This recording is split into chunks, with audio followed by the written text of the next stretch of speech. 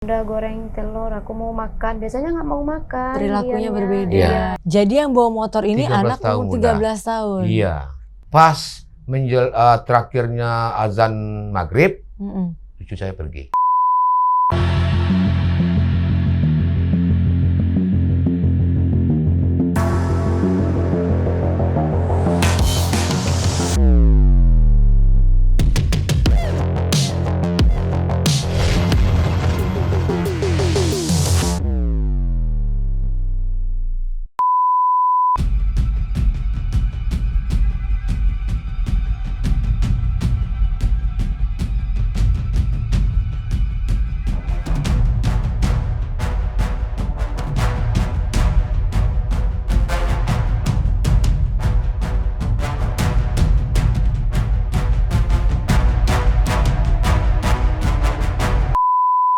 Hai guys, welcome back to Ngobrol Asik. Dan hari ini aku kedatangan Bapak Mas Rizal dan Ibu Nova, orang tua dari almarhum Gian. Gimana kabarnya Bapak dan Ibu? Alhamdulillah, Bu, sehat. Sehat ya? Iya, Bu. Ini dari Padang berarti? Iya. Dari Padang hari Senin kemarin, Bu. Hari Senin kemarin. Iya. Ini Pak, mungkin banyak penonton saya yang belum mengetahui cerita detail dari kepergiannya adik Gian. Ini umur berapa ya Pak? Umur 8 tahun, Bu. Umur 8 tahun berarti Iya, searsi ya. Iya, Bunda. Gimana sih itu cerita kronologisnya itu gimana sih Pak? Saya kan lihatnya mungkin hanya sepotong-sepotong dari video. Iya. Tapi mungkin lebih lengkapnya Bapak bisa Ya. menceritakan. Begini, Bunda. Jadi waktu kejadian itu saya kan di kantor. Iya. Jadi dapat informasi dari neneknya. Dia Iya. kan Gian ini udah semenjak umur 8 bulan, Gian ini Iya. sama kita di Padang, Oke. di rumah neneknya. Iya. Bunda sama ayahnya merantau ke Bengkulu. Bapak sama Ibu. Saya kan kakeknya. Oh, Ini nenek, ini orang tua apanya? Ibu kandungnya. ini ibunya. Iya. Bapaknya di luar. Di Bapak luar. di luar. Bapak ini kakeknya. Ini kakeknya, Berarti ini cucu. cucu yang Oh, paling besar. Cucu paling besar ya. Iya. Oke, jadi yang merantau ini Pak. Yang merantau ini kan yang laki-laki itu anak saya, ini perempuan, ini cucu. Mbak ini menantu. Ya, menantu. Oke. Jadi pas sebulan ini dia datang ke Padang, saya tarik Iya. ke Padang karena Iya. dia kan kerja sembrautan di Iya. di Bengkulu. Iya. Bawa mobil batubara. Bapaknya ya. Iya. Oke. Jadi kan udah habis kan. Iya. Saya tarik ke Padang Oke. karena saya udah pensiun. Iya. Jadi kejadian itu waktu itu kami masih di kantor sama anak saya laki-laki, Iya. ayahnya Gian. Habis agak Gian itu jam 3:30 sore ditelepon sama nenek. Sama nenek dia bilang, lihatlah cucumu tuh. Cucumu berdarah kepalanya kena timpa bata. Kan itu Bu ya, Bunda ya. Jadi karena itu nggak senang di hati, langsung saya lihat, langsung pergi ke rumah sakit. Ke rumah sakit Siti Ramah namanya. Saya lihat cucu saya nggak apa lagi. Udah kejang-kejang. Kebetulan waktu itu kepalanya ditutup sama porban oleh rumah sakit, oleh UGD itu. Waktu kejadian dia mau pergi ngaji. Jadi jam 4 itu mau asar. Jadi sebelum ngaji anak-anak tuh sholat dulu. Jadi Giani sholatnya ambil wudhu yang terakhir tuh Bunda. Kaki tinggal lagi Bunda. Datanglah ini. Datanglah motor nih, anak ini yang bawa motor. Jadi kebetulan waktu pagar itu tuh nggak safety Bunda. Langsung hantam pagar, cucu saya di bawah yang ambil wudhu. Berapa orang yang lagi ambil wudhu? Yang ambil wudhu berdua, tapi yang temannya udah selesai. Temannya udah jalan. Udah jalan, jadi cucu saya itu tinggal kakinya aja lagi. Pembersih kaki terakhir. Astagfirullah, niatnya baik banget lagi wudhu dia ya. Alhamdulillah Bunda.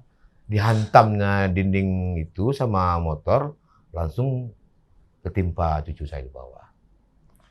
Itu langsung seketika atau Belum Bunda, belum. Belum, Jadi habis itu dibawa ke rumah sakit, yang rumah sakit satu lagi ini nggak menerima karena perlengkapan nggak lengkap, dikirim ke rumah sakit umum.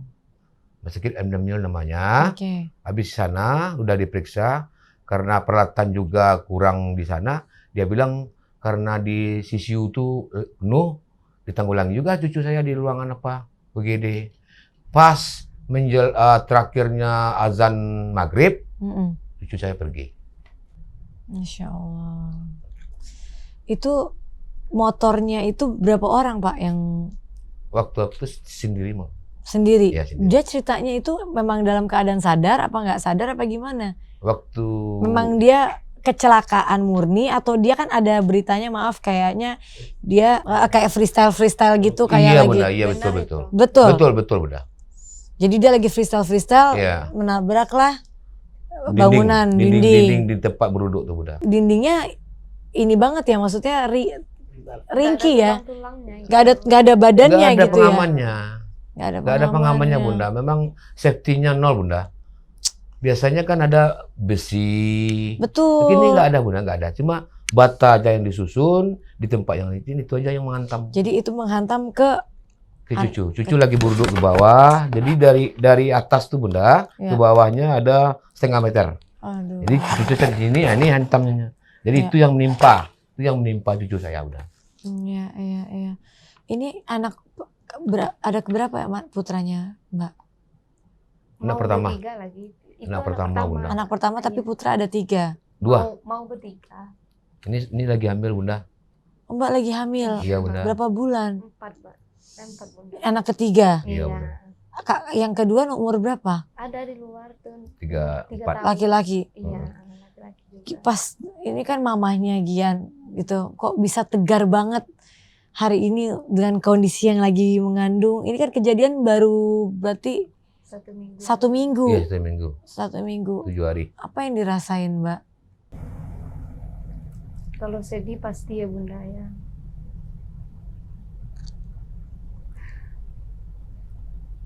Campur aduk lah rasanya. Shock pasti ya. Ya sok pasti ya Bunda ya. Ada nggak kayak perilaku Gian yang berubah? 3 hari sebelum mau meninggal emang ya. Gimana tuh Mbak? Biasanya kan Gian nggak mau dimandiin, makan nggak mau. Iya. 3 hari sebelum meninggal tuh emang dia bilang, Bunda aku mau mandiin ya. Iya, saya mandiin. Bunda minta jajan, saya kasih jajan.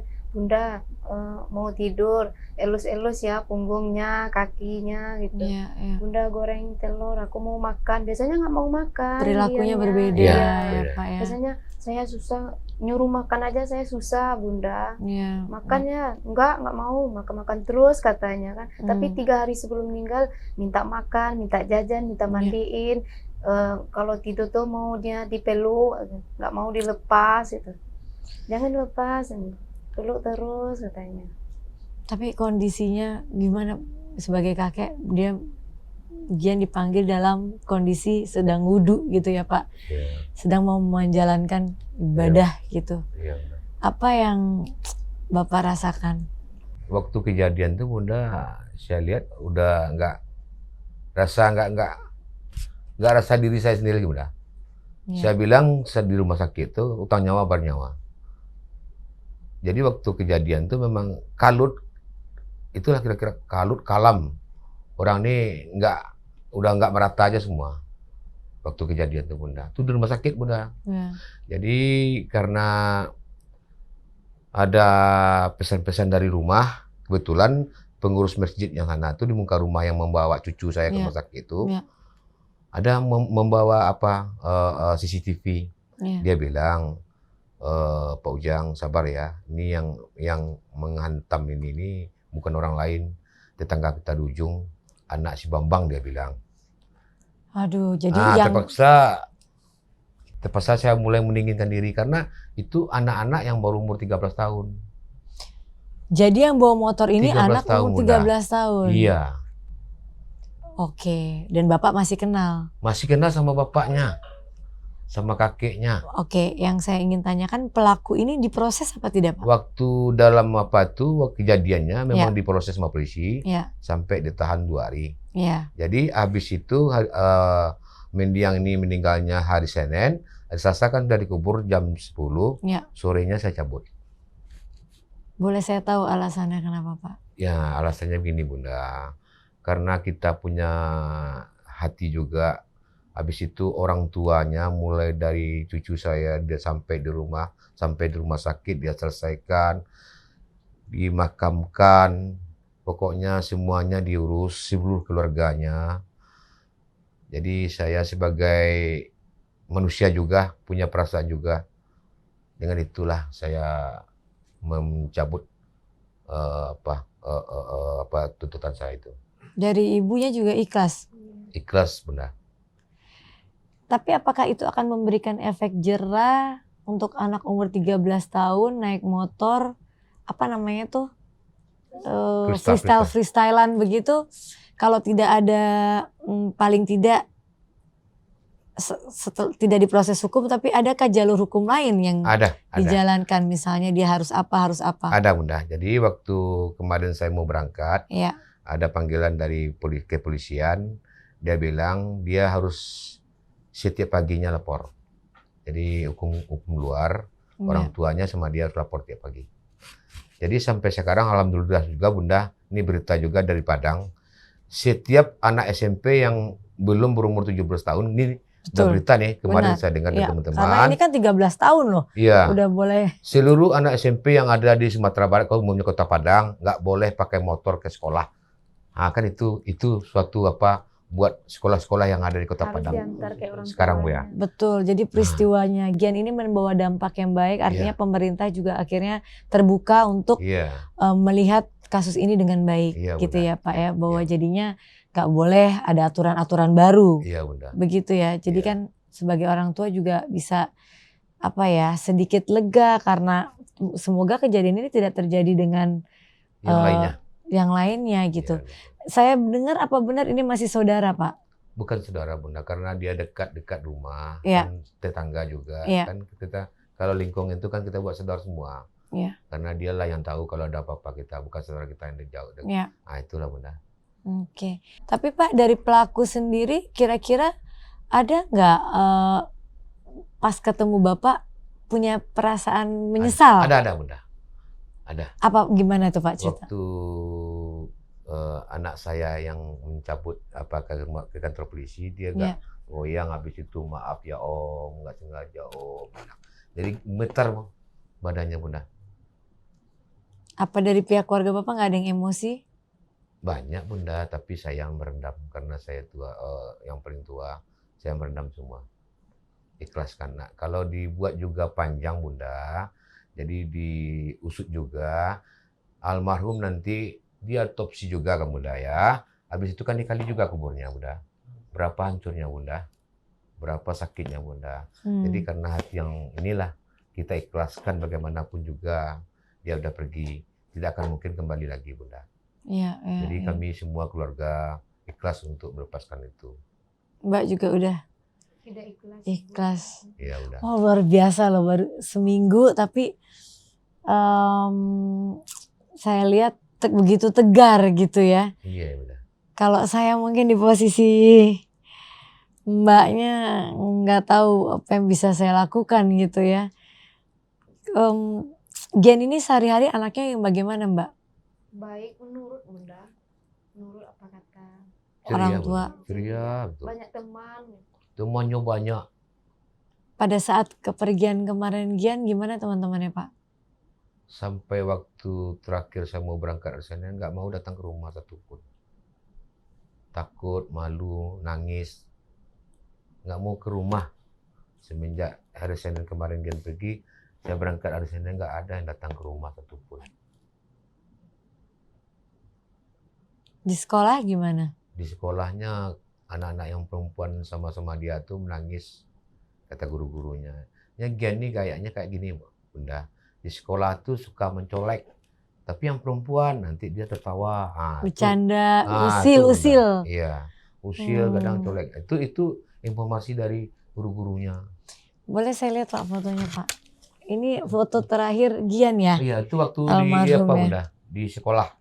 Waktu di sekolah. Iya, Berapa Bunda. bulan sebelum meninggal ini, Pak? Oh, setahun, Bunda. Itu waktu dia kelas 1, Bunda. Setahun ya? Ya, itu betul kelas 1. Dia sekarang kelas 2.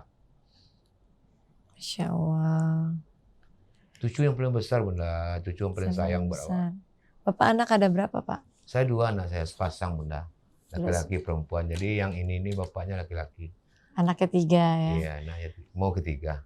Lalu apakah pelaku ini seperti mendapat sanksi sosial dari tetangga-tetangga atau? Yang nampaknya sekarang mungkin Bunda, karena sampai Senin kemarin dia nggak ada di tempat sekarang. Diungsikan ke tempat neneknya yang jauh dari tempat kita. Apa dia juga mengalami shock nggak kira-kira? Sampai sekarang saya belum lihat Bunda, tapi bapaknya setiap malam datang ke rumah. Artinya Bapaknya. orang tuanya benar-benar merasa bersalah. Iya Bunda, Ya, datang setiap malam ke rumah. Itu juga yang membuat pihak keluarga Jadi Bapak. kami keluarga lah Bunda. Jadi apa daya lagi Bunda, kalau memang ribut juga, hancur juga kita, cucu nggak kembali juga kan. Iya. Apa gunanya Bunda? Iya Pak. Waduh, ini luar biasa kebesaran hati dari Bapak dan Alhamdulillah. Mbak ya. Kira-kira berarti Gian tahu kalau Mbak lagi mengandung juga ya? Waktu saya di Bengkulu, Gian pernah ngomong, Bunda beli adik tapi yang cewek ya, katanya. Karena punya adik satu cowok ya. Iya. Saya bilang ke Gian kan, sama apa kita beli adik, kan nggak punya duit banyak. Saya bilang ke Gian, ya belilah cewek, ya adik cewek, katanya. Iya.